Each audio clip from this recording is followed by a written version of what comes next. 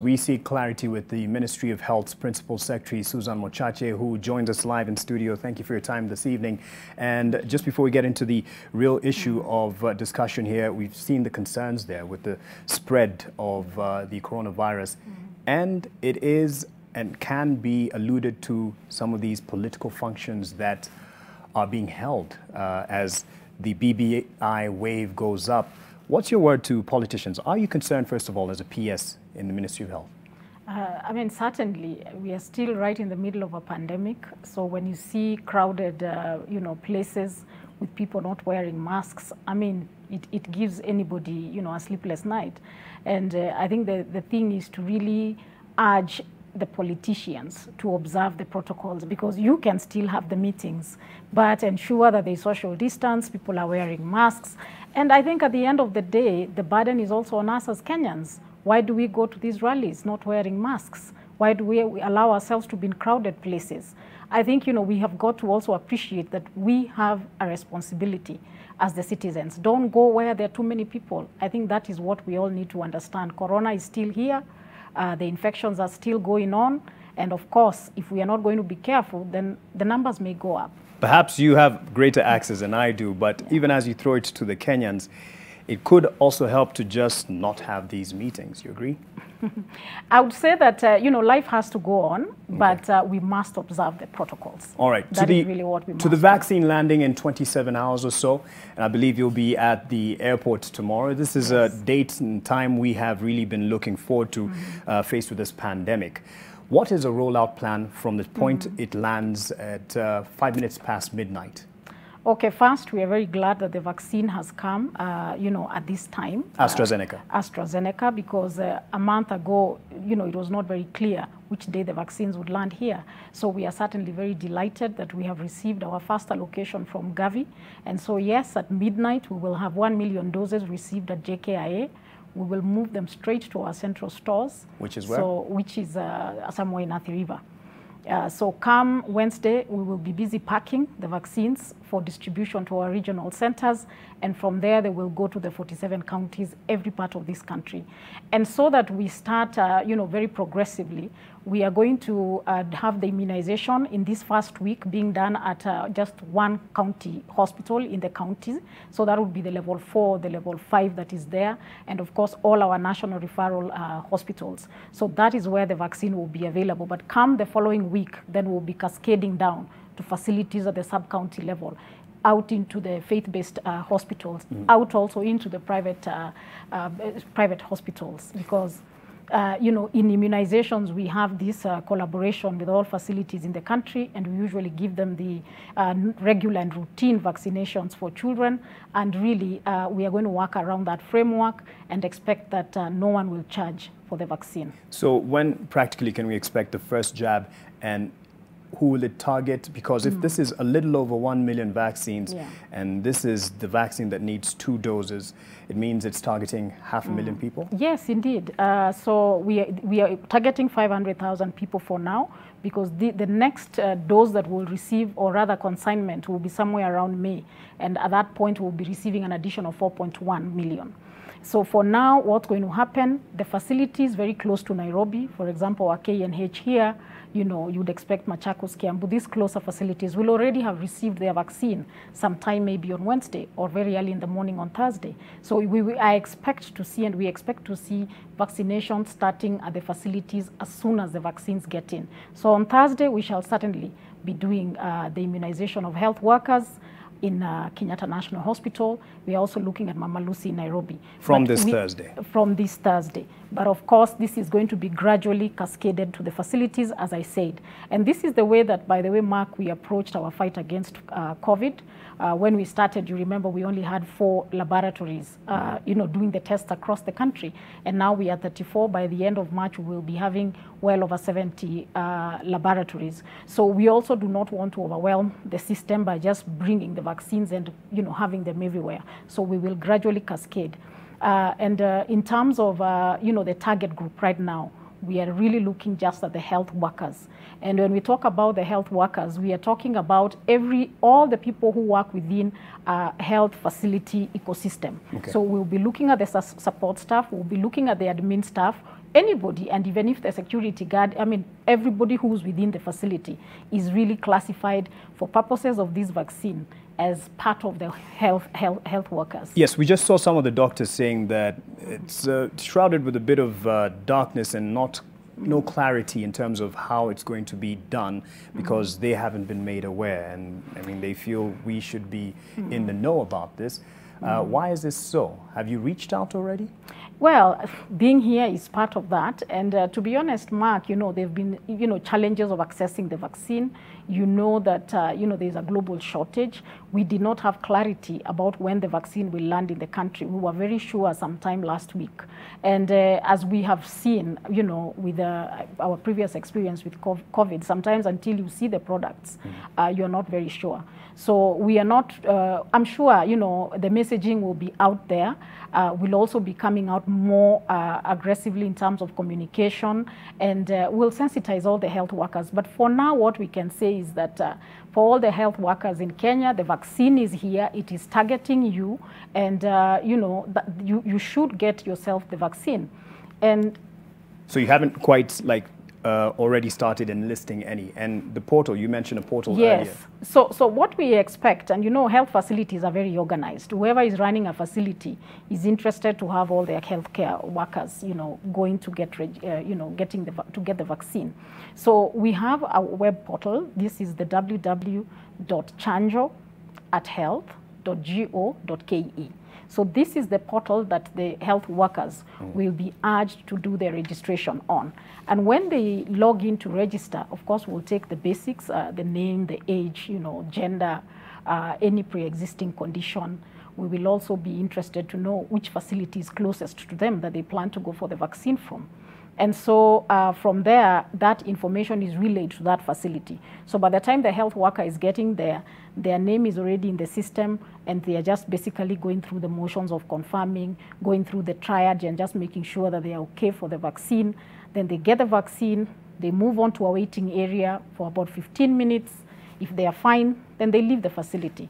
So I would want to say that, you know, health workers should not worry that we are beginning with a county, one hospital per county, because come next week, the vaccine will have already gone down to the sub-counties and, you know, down up to the smallest level facility, at least up to a level 3 facility.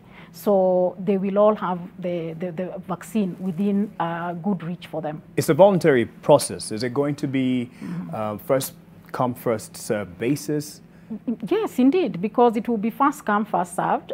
So once the vaccine is in the county, I would imagine even the facility where the vaccine will be is, you know, the health workers working there will all want to first get the vaccine. And so it will be a voluntary process. So whenever anyone is ready to go and take the vaccine, they just go to the facility and they get the vaccine. And of course, we'll encourage pre-registration. But in the event that you know, somebody is not able to do that, you can actually register just when you get to the facility. And so we get all your details, and then, you know, you go on and get the vaccine. And what measures are there to ensure that the whole process is effective and they come back for the second dose in 8 weeks' time? It's voluntary. If they decide, I'm not going to take the second jab. No, I mean, once you, and thank God these are health workers, and, you know, we are starting with them. You know that once a vaccine is said to be, you know, effective when you get the second dose after the 8 weeks, you certainly want to do that. This is about your health. Yes. So we don't expect that, you know, somebody will decide I won't go for the second dose. I mean, if you're not taking the vaccine, then, you know, you just opt not to take it. But once you have taken the first vaccine, you certainly must get the second dose. So what we will do, we are leveraging on technology for this. So once you've registered and we have your mobile number, we will send an alert. And, you know, and that alert will be reminding you that, you know, in 5 days you will be due for your second dose. Okay. And, you know, 2 days too, and on the actual date you'll get that reminder. Right. So we will be using the ICT platform. You mentioned from the airport there will be the rollout to the main depot, if we could call it that, Yes. in Athi River. Tell us about the structure that is supporting this vaccine rollout plan and the cost. Okay, first, remember, this is not the first vaccine in the country. We do vaccination all the time. In fact, as we are doing this vaccine, the polio and measles vaccine process will be beginning shortly after that, and that will continue. So already as a country, we have got a very robust infrastructure that supports any immunization program that we run. So we are simply going to leverage on that to make sure that we achieve the intended objective. The only difference with this one, sometimes when you're talking about the children vaccines, we have to go home to home. Yes. So in this case, individuals will have to go to a facility to get the vaccine. And remember, it's also those that are eligible, because, for example, anybody who's under 18 is not eligible to get this vaccine. Right. Anybody who is pregnant should ideally not get the vaccine. And also, if anyone is allergic to eggs and chicken, then, they will not get the vaccine. And these are details which, they will give even when they are just getting into the facility to get the vaccine. So that's one. So we already have, an existing infrastructure that will be rolling out this vaccine.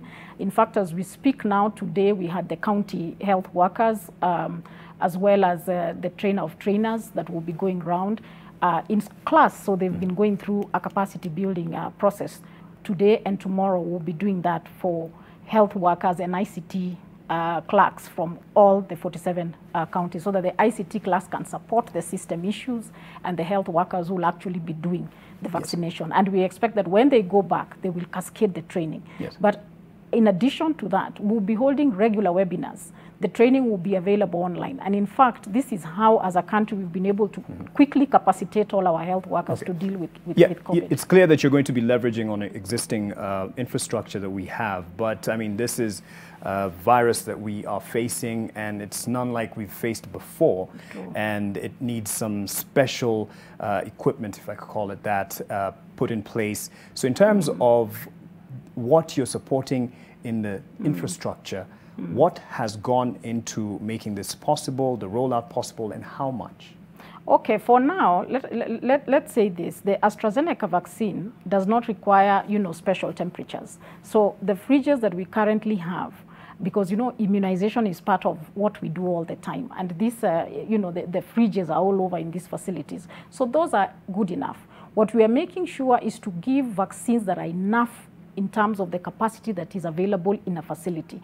And as we move on, we are going to have to, of course, expand the infrastructure, and investments will be made towards that. So as things stand today, the total cost for phase 1 of COVID, and this one we are talking about 36 million vaccines, and that means 15 million individuals will be fully immunized.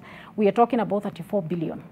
34 billion. And yes, but now because of this Gavi support, Gavi is an international body that supports countries to get access to vaccines, at highly subsidized prices, and sometimes even, on a grant basis. So for this particular intervention, Gavi has put forward a grant of 20 billion to the Kenyan government, but in kind in terms of the vaccine. Okay. So in turn, the government will be putting in 20% of the cost, which is 14 billion shillings. So part of that money is going to go directly to the vaccines, and some of it will now go into the other details, the communication, as you say. We will have to intensify our communication. We will have to, of course, expand the capacity within the counties in terms of the fridges, our logistics capabilities. And there's a segment of the funding that is targeted precisely for that. And I'm sure you've had sleepless nights with the cloud of COVID millionaires hanging over you. But is there a document or something that can act as proof to buy the trust of Kenyans that this vaccination rollout won't be shrouded in secrecy and be exploited by some other people who are out to make money out of it? Is there something available for the public? Because this should be a public information. I need to say yes, that of course what happened was quite unfortunate, yes. Where people basically just tolerated some irregularities in the procurement process. But I want to assure the public that we are dealing with a global entity, Gavi. The procurement is being undertaken by UNICEF. So we are not even, for this particular arrangement, we are nowhere in the procurement. So we will only just be receiving the commodities, making sure they are safe. And one of the ways, because that's also an issue, we want to minimize pilferage, if any. So we've already documented the batches. So even as we release the commodities to the counties, we will already have indicated what batches are out there.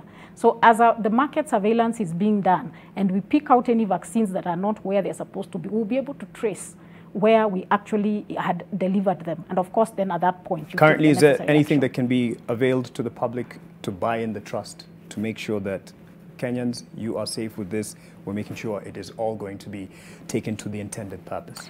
I would want to say that, you know, to tell Kenyans that despite some of the challenges that happen in the environment we operate in, there are people, and we are there, who are committed to make sure that Kenyans are served in an equitable manner and that there is no, you know, loss of public resources. So they should be fully, you know, confident. And I think that for those who have got other ideas, what just happened should still be in their minds. The investigations are going on.